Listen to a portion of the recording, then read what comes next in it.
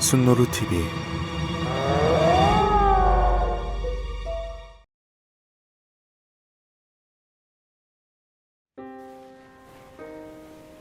로어. 출처를 알 수 없는 이야기, 믿기 힘들지만 설득력 있는 이야기. 제2편.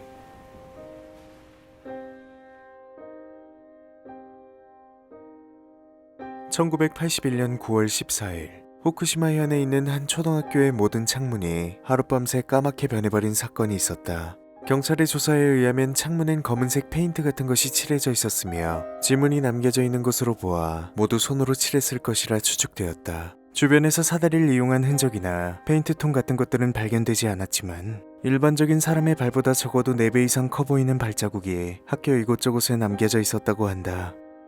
그날 밤 학교를 방문했던 이는 대체 누구였을까? 1948년 런던의 미식가로 알려진 한 부자가 사망했다. 그는 생전에 정이 많았던 인물로 주변의 어려운 이웃들을 집으로 자주 초대해 식사를 함께하기도 했었다. 그런데 가족들이 유품을 정리하다가 그의 서재에서 이상하게 생긴 한 책을 발견하게 되었는데, 내용은 주변에서 흔하게 볼 수 있는 요리의 레시피와 보통의 기행문이었지만 글자가 모두 빨간색으로 쓰여져 있었다고 한다. 죽는 그 순간까지 웃고 있었던 그가 무슨 생각으로 이런 책을 썼는지에 대해선 가족을 포함한 그 누구도 추측조차 할 수 없었다고 한다. 1994년 루마니아에서 오즈로란 남자가 오른쪽 눈에 각막 이식을 받았다. 그런데 다음에 그가 아무런 흔적 없이 실종되었다고 한다. 그의 집에선 유리, 그 외 반사되는 모든 것들이 부서져 가루가 되어 있었고 책상에선 그의 일기가 발견되었다. 일기엔 각막 이식을 한 날을 경계로 심리적 변화가 담긴 글이 대량으로 적혀져 있었는데, 시간이 흐를수록 내용이 부정적이게 바뀌고 단순해져 갔다. 그가 남긴 마지막 페이지엔 이렇게 쓰여져 있었다고 한다. 오른쪽 눈이 나를 노려보고 있다. 오른쪽 눈이 나를 노려보고 있다. 오른쪽 눈이 나를 노려보고 있다.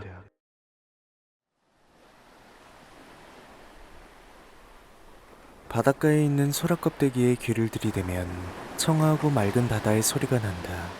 그런데 수많은 소라 껍데기들 중 드물게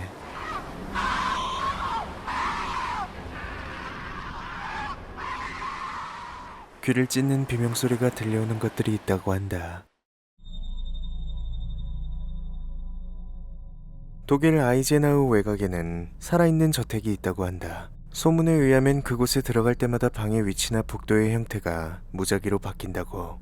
이에 한 대학의 조사대가 저택의 비밀을 풀기 위해 이곳에 방문했는데 그중 한 명이 실수로 장비를 든 채 넘어져 벽을 크게 손상시켰다고 한다.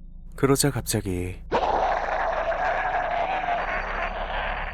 난생 처음 듣는 기괴한 비명소리가 저택의 깊은 곳에서부터 울렸고 그 이후부터 이상현상은 일절 일어나지 않았다고 한다. 1960년 미국 노스캐롤라이나에서 한 젊은 여성이 등산을 하다가 외계인에게 납치되었다가 돌아왔다고 주장한 일이 있었다. 그 당시 그녀의 몸에서는 별다른 이상 징후를 발견할 수 없었지만 얼마 후 임신을 한 것처럼 배가 불러왔다고 한다. 이후 3달 뒤 만삭이 되어 양수가 터지기까지 했지만 분만실에서는 아무것도 태어나지 않았다고 한다. 1902년 9월 3일 야마가타현의 한 마을에서 사내아이가 태어났다. 그런데 우렁찬 울음소리가 울려 퍼지는 사이에서 그의 어머니와 아버지는 입을 틀어막고 아무런 말도 할 수 없었다고 한다. 곧 아이의 아버지는 침묵을 깨고 아이의 눈 2개를 천으로 감싸 숨겼다. 그리고 아이는 훗날 40살 중년이 되어 죽을 때까지 그 붕대를 풀지 않았다고 한다. 마을의 사람들은 그 사람의 가려진 오른쪽 눈의 비밀에 대해 알고 싶어 했지만 부모 말고 그의 눈을 모두 본 이는 아무도 없었다고 한다. 어느 작은 마을의 뒤쪽에는 거대한 사화산이 있었다. 그런데 어느 날 갑자기 굉음과 함께 화산이 폭발했고 마을은 순식간에 용암과 화산재로 뒤덮여버리고 말았다. 이 사건으로 인해 마을 주민 4분의 3이 목숨을 잃었고 마을은 형체도 없이 사라졌다.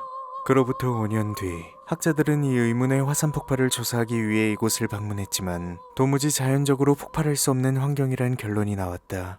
그런데 그중 한 학자가 이것은 인위적인 활동이란 주장을 펼쳤고 3일 뒤 그것에 대한 모든 증거를 보이겠다며 기자회견을 예고했다. 그런데 그는 약속한 날을 하루 남겨두고 소리 소문 없이 실종되었다고 한다. 1958년 미국의 한 탐험대가 아마존 도매산골로 탐사를 떠났다. 그런데 그들은 탐사 도중 항상 웃는 얼굴이라 불리는 기묘한 원시 부족과 마주쳤다고 한다. 부족은 남녀노소 할 것 없이 모두 웃고 있었기에 이방인에게 적의가 없을 것이라 생각한 탐험대장은 그들과 같이 미소를 띠며 무기를 내렸다. 그들은 여전히 웃고 있었다. 어딘가에서 독이 발린 화살이 날아와 대장의 정수리에 꽂혔을 때도 그들은 여전히 웃고 있었다.